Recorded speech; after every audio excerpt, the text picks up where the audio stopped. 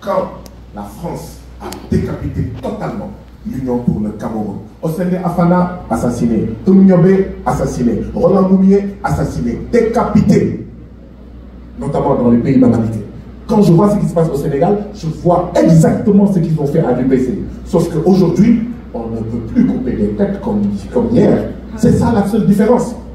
C'est-à-dire qu'aujourd'hui au Sénégal, on serait à l'époque, Ousmane Sonko serait mort depuis longtemps. Moi, je ne serais pas ici. Habib ne serait pas là. Alun ne serait pas là. Fatima ne serait pas là. Eva ne serait pas là. Fadilou serait mort. Bassirou Diomaye serait mort. Nitof serait mort. Anibal Jim serait mort. Ben Talib serait mort. Ayouna Djei serait mort. Amidja serait mort. Choktaï serait mort. C'est ce qu'ils ont fait à l'UPC. C'est ce qu'ils ont fait ailleurs en Afrique. Donc voilà comment il faut comprendre ce qui se passe aujourd'hui.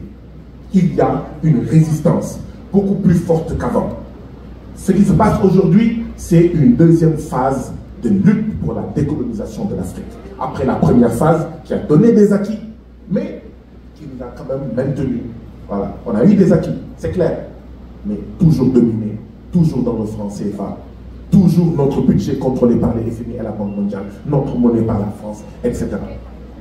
Donc, la France résiste. Les États-Unis résistent. L'Union européenne résiste. Et oui, il faut continuer à crier. Voilà ce qui se passe au Sénégal, voilà ce qui se passe au Mali, voilà ce qui se passe au Gabon, voilà ce qui se passe au Niger. Parce que les dirigeants des pays occidentaux cachent à leur opinion publique ce qui se passe là-bas. Et c'est pourquoi, effectivement, vous n'entendez pas trop parler du Sénégal au niveau des médias occidentaux. Pourquoi? J'ai l'habitude de le dire, c'est très simple. Au Sénégal, les médias qui ont une ligne éditoriale néocoloniale ne parleront pas du Sénégal, ou en parleront très peu. Pourquoi? Parce que le président Macky Sall, Nathalie nous le rappelait tout à l'heure, a signé des accords avec l'Union européenne pour que le gaz sénégalais bénéficie à l'Union européenne. Le président Macky Sall a renouvelé des accords de pêche. Les pêcheurs sénégalais n'ont même plus de poissons, au point que le gouvernement du Sénégal va en Gambie pour chercher 200 licences de pêche. Vous vous imaginez un pays, le Sénégal, 700 km de côte. Vous avez vu la Gambie? Nous, on a 700 km de côte, nous, Sénégalais. On va voir la Gambie pour chercher 200 licences de pêche. Mais il y a un problème. Et donc, les bateaux de l'Union européenne, les bateaux de Russes, les bateaux chinois pillent nos ressources halieutiques. Les pêcheurs n'ont plus rien. Ils peuvent voguer pendant une semaine avec leur pirogue. Ils n'ont rien. Or, le carburant, il faut le payer. Il arrive à nos pêcheurs ce qui arrive aux agriculteurs français. 600 agriculteurs français se suicident chaque année parce qu'ils empruntent de l'argent, ils cultivent et ils n'arrivent pas à payer leurs dettes. C'est la même chose qui arrive avec des pêcheurs sénégalais, des pêcheurs africains, sauf que, au vu des croyances des Sénégalais, ils ne se suicident pas. La solution c'est, ok, notre carburant, on va l'utiliser pour faire passer ceux qui veulent sortir. 1 million, 2 millions par personne, et on vous amène à Barça, on vous amène aux îles Canaries, on vous amène à Tenerife.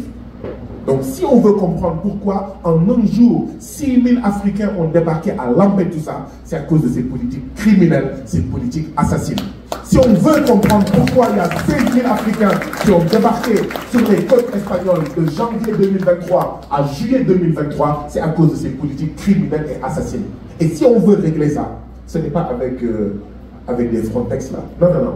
Si on veut régler ça, et c'est à nous de régler ça, c'est en changeant le système néocolonial, en y mettant un système au profit et pour l'intérêt des Africains. Et donc, c'est ça France dégage.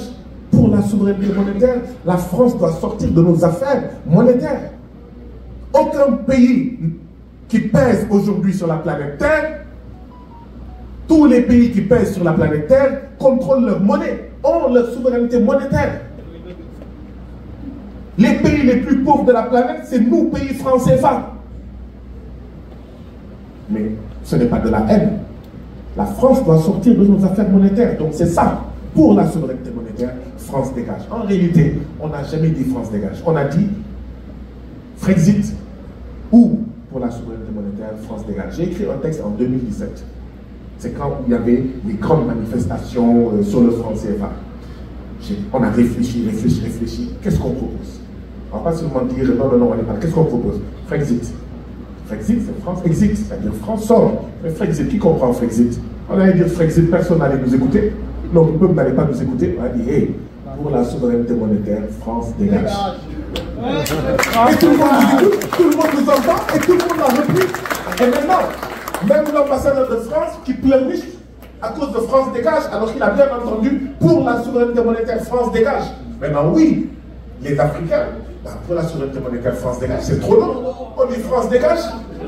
C'est ça en fait. Et en plus, les Africains disent, c'est pas seulement sur la monnaie. L'armée étrangère, France dégage. Etc. Donc c'est ça la situation. Ce n'est pas de la haine, c'est pour la souveraineté monétaire, France dégage. Armée française, allez-vous-en.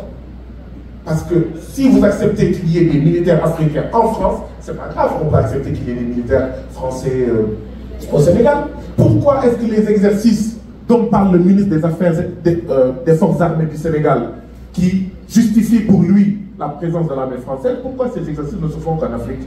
Pourquoi ces exercices ne se font qu'au Sénégal? Pourquoi ces exercices ne se font pas parfois en France? Pourquoi il n'y a pas, ok, il y a une base militaire française au Sénégal, mais pourquoi il n'y a pas de base militaire sénégalaise en fait en France? Parce que l'armée française, comme toutes les autres armées d'occupation en Afrique, ont une fonction bien claire. Sécuriser l'accès